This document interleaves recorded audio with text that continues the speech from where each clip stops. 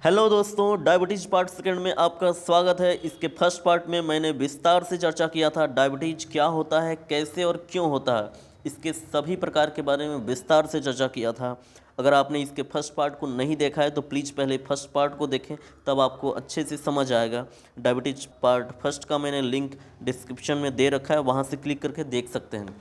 अगर आपने अभी तक मेरे channel health diet and disease को सब्सक्राइब नहीं किया तो प्लीज़ सब्सक्राइब करें और प्लीज़ बेल आइकन को क्लिक कर दें ताकि मेरे वीडियोज़ की नोटिफिकेशंस आपको प्रॉपर मिलती रहे। आइए बात करते हैं डायबिटीज़ के सिम्टम्स यानी लक्षण और इसके कॉम्प्लिकेशंस के बारे में। जितने भी प्रकार के डायबिटीज़ हैं, चाहे टाइप 2 डायबिटीज़ हो, टाइप 1 डायबिटीज़ हो, जेस्टेशनल डायबिटीज़ हो, आईजीटी हो या आईएफजी हो, इन सभी में एक चीज़ कॉमन है और वो है सभी केसेस में हमारे ब्लड में ग्लूकोज का लेवल बढ़ना। यह है कि किसी में ग्लूकोज का लेवल नॉर्मल से ज़्यादा होता है, किसी में नॉर्मल से बहुत ज़्यादा होता है और किसी में इंटरमीडिएट यानी बीच वाला लेवल होता है। इसलिए लक्षण सभी में एक ही प्रकार का होगा, बस यह है कि किसी में ज़्यादा देखने को मिलेगा, किसी में कम या नहीं देखने को मिल सकता है। डायबिटीज का कॉमन लक्षण है बहुत प्यास लगना, बार बार भूख लगना, मुंह सूख जाना, बार बार पेशाब लगना और पेशाब के साथ में बहुत ज़्यादा शुगर का बाहर निकलना, लगातार हमारे शरीर का वेट कम होना, बहुत कमज़ोर और थका हुआ महसूस करना, हमारी आंखों से धुंधला दिखाई देना, क्योंकि जो भी हम देखते हैं उसका पिक्चर हमारे आँख में एक रेटिना होता है उस पे बनता है और उस रेटिना से बहुत पतली नसें जुड़ी होती है जो रेटिना पर बने पिक्चर को ब्रेन तक सिग्नल पहुंचाती है, जिससे हम दुनिया को देख पाते हैं। लेकिन ब्लड में ग्लूकोज का लेवल बढ़ने की वजह से रेटिना से जुड़ी पतली नसें डैमेज हो जाती है और धुंधला दिखाई देने लगता है। और इसके कुछ और लक्षण है, हाथ और पैर में झंझनाहट होना, सुन्न हो जाना, कोई भी इन्फेक्शन बहुत जल्दी हो जाता है। ये सभी कुछ कॉमन लक्षण हैं। सबसे ज़्यादा सिम्टम्स टाइप 1 डायबिटीज़ में देखने को मिलता है, क्योंकि इस केस में बिल्कुल इंसुलिन नहीं बनता है, क्योंकि इंसुलिन बनाने वाली पेनक्रियाज की कोशिकाएं पूरी तरह डैमेज हो जाती हैं। टाइप 1 डायबिटीज़ के सिम्टम्स एक सप्ताह से एक महीने के अंदर दिखना स्टार्ट हो जाता है और ये किसी भी एज में हो सकता है। वहीं दूसरी तरफ टाइप 2 डायबिटीज सालों तक लगातार अगर ब्लड में ग्लूकोज का लेवल बढ़ा रहा, तब ऑलरेडी हमारे शरीर में जब बहुत हद तक हार्म पहुंचा चुका होता है, नुकसान पहुंचा चुका होता है, तो अब इसके सिम्टम्स लक्षण दिखना स्टार्ट करते हैं और इसके लक्षण टाइप 1 डायबिटीज़ के कंपेयर में थोड़ा कम होते हैं।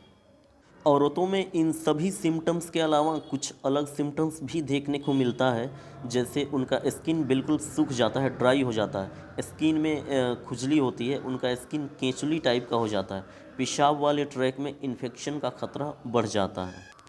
तो ये सभी कॉमन सिम्टम्स है डायबिटीज़ के। लेकिन अगर समय रहते ब्लड में ग्लूकोज लेवल को कंट्रोल ना किया गया तो और ज़्यादा कॉम्प्लिकेशंस यानी हमारे अंगों को डैमेज करना स्टार्ट कर देती है। जैसे हार्ट संबंधी बहुत सारी बीमारियों का खतरा बढ़ जाता है, जैसे कोरोनरी आर्टरी डिजीज। इसमें क्या होता है कि हार्ट की जो बहुत पतली नसें होती हैं, जो हार्ट के सभी सेल्स कोशिकाओं तक ब्लड के साथ ऑक्सीजन और न्यूट्रिशन को पहुंचाती है, उन नसों में कोलेस्ट्रॉल और ग्लूकोज का परत जम जाता है और इस हार्ट के पतली नस को ब्लॉक कर देती है। इसी को कोरोनरी आर्टरी डिजीज कहते हैं। इसके अलावा सीने में बहुत पेन होता है, हार्ट अटैक का खतरा बहुत बढ़ जाता है। हार्ट अटैक के केस में क्या होता है कि हार्ट की जो पतली नसें होती है वो ब्लॉक हो जाती है, जिससे हार्ट के सभी कोशिकाओं तक ब्लड नहीं पहुंच पाता है, जिससे हार्ट अटैक आता है। इसके अलावा स्ट्रोक का खतरा बढ़ जाता है, इसमें ब्लड सप्लाई बिल्कुल रुक जाता है, पतली नसें होती हैं वो फट जाती है, डैमेज हो जाती है, जिसकी वजह से स्ट्रोक आता है। हाई ब्लड प्रेशर का खतरा बढ़ जाता है, कोलेस्ट्रॉल लेवल बहुत हाई हो जाता है। इसके अलावा एथेरोस्क्लेरोसिस का खतरा बहुत बढ़ जाता है, इसमें नसें सिकुड़ जाती हैं और ब्लड फ्लो जो है बिल्कुल स्लो हो जाता है। इसके अलावा नर्व डैमेज हो जाता है, जिससे न्यूरोपैथी भी कहते हैं। इसमें हाथ और पैर झुनझुनी होती है, हाथ और पैर में झुनझुनी होती है और सुन्न हो जाता है और ये झुनझुनी जो है हाथ और पैर से धीरे धीरे हमारे अपर बॉडी में पहुंचता है। और अगर लगातार ब्लड में ग्लूकोज का लेवल बढ़ता रहा तो किडनी डैमेज होने का खतरा बहुत बढ़ जाता है, जिसे नेफ्रोपैथी भी कहते हैं। आंखें डैमेज हो सकती हैं जिसे रेटिनोपैथी कहते हैं, जिससे हमें अंधेपन का सामना करना पड़ सकता है।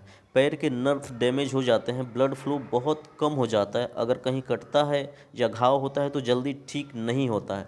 इसके अलावा सुनने की क्षमता कम हो सकती है, डिप्रेशन हो सकता है, स्किन इन्फेक्शन हो सकता है। तो ये सभी डायबिटीज़ के कॉम्प्लिकेशंस हैं। अगर आप किसी भी पार्ट के बारे में और ज़्यादा विस्तृत जानकारी चाहते हैं तो प्लीज़ कमेंट सेक्शन में कमेंट कर दें, मैं और ज़्यादा विस्तृत तरीके से वीडियो बना दूंगा। अब हम बात करते हैं डायबिटीज़ के टेस्ट्स के बारे में और इसकी पहचान कैसे हो सकती है उसके बारे में। हमारे ब्लड में ग्लूकोज लेवल को चेक करने के लिए 3 प्रकार के टेस्ट्स हैं, जिसमें से पहला है फास्टिंग प्लाज्मा ग्लूकोज टेस्ट, दूसरा है रैंडम प्लाज्मा ग्लूकोज टेस्ट और तीसरा है A1C टेस्ट, जिसे हेमोग्लोबिन A1C टेस्ट भी कहते हैं।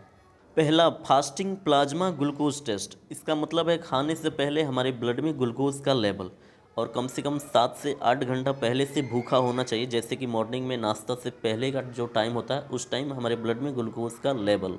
तो इस टेस्ट में हमारे ब्लड में ग्लूकोज का लेवल 70 mg पर डेसीलीटर से 100 mg पर डेसीलीटर के बीच में होना चाहिए और इसे नॉर्मल ग्लूकोज लेवल कहते हैं। लेकिन अगर आप टेस्ट कराते हैं और आपके ब्लड में ग्लूकोज का लेवल 100 से 125 मिलीग्राम पर डेसीलीटर के बीच होता है तो ये इंटरमीडिएट ग्लूकोज लेवल है और आपको अपने लाइफ स्टाइल और खान पान में बदलाव करने की ज़रूरत है और रेगुलर एक्सरसाइज करने की ज़रूरत है। ऐसा नहीं करते हैं तो फ्यूचर में आपको डायबिटीज हो जाने वाली है। पिछले 7-8 घंटे से भूखे हैं और ब्लड ग्लूकोज टेस्ट कराने पे आपके ब्लड में ग्लूकोज का लेवल 125 मिलीग्राम पर डेसीलीटर से ज़्यादा होता है, इसका मतलब आपको डायबिटीज हो चुकी है। इसे हाइपरग्लाइसेमिया भी कहते हैं और तुरंत डॉक्टर से सलाह लेने की ज़रूरत है। लेकिन अगर आप पिछले 7-8 घंटे से भूखे हैं और ब्लड ग्लूकोज टेस्ट कराने पे आपके ब्लड में ग्लूकोज का लेवल 70 मिलीग्राम पर डेसीलीटर से भी कम आता है तो ये हाइपोग्लाइसेमिया का केस है और आपको इसका मतलब है कि आपके ब्लड में ग्लूकोज का लेवल कम है, यानी आपके ब्लड में ग्लूकोज की कमी है और आपको ग्लूकोज लेना चाहिए। जिससे इसके कुछ सिम्टम्स हैं, इसके कुछ लक्षण हैं, जैसे कि बहुत पसीना होगा, धड़कनें फास्ट चलेंगी, सिर चक्कर दे सकता है, अचानक भूख लगेगा, कन्फ्यूजन टाइप का फील होगा, पीला स्किन हो सकता है, नर्वसनेस फील होगा, बहुत धुंधला दिखाई देगा। तो ये सभी अगर ब्लड में ग्लूकोज का लेवल कम होता है तो उसके लक्षण हैं। इसके अलावा दूसरा टेस्ट है रैंडम प्लाज्मा ग्लूकोज टेस्ट। ये टेस्ट कभी भी किया जा सकता है। इसमें नॉर्मल हमारे ब्लड में ग्लूकोज का लेवल 140 मिलीग्राम पर डेसीलीटर से कम होना चाहिए। अगर ग्लूकोज का लेवल 140 से 199 के बीच होता है तो ये इंटरमीडिएट वाला ग्लूकोज लेवल है। अगर ग्लूकोज का लेवल 200 मिलीग्राम पर डेसीलीटर या इससे भी ज़्यादा होता है तो आपको डायबिटीज़ है और डॉक्टर से सलाह लेने की ज़रूरत है। तीसरा टेस्ट है A1C टेस्ट, इसे HbA1c टेस्ट भी कहते हैं या ग्लाइकेटेड हेमोग्लोबिन टेस्ट भी कहते हैं। इस टेस्ट के द्वारा पिछले 2-3 महीने में ब्लड का एवरेज ग्लूकोज लेवल पता किया जाता है। इस टेस्ट में नॉर्मल ग्लूकोज लेवल 5.7% से कम होना चाहिए। अगर ब्लड ग्लूकोज लेवल 5.7% से 6.4% के बीच होता है तो ये ब्लड का इंटरमीडिएट ब्लड ग्लूकोज लेवल है। अगर इस टेस्ट में ग्लूकोज लेवल 6.5% या इससे भी ज़्यादा होता है तो आपको डायबिटीज़ है।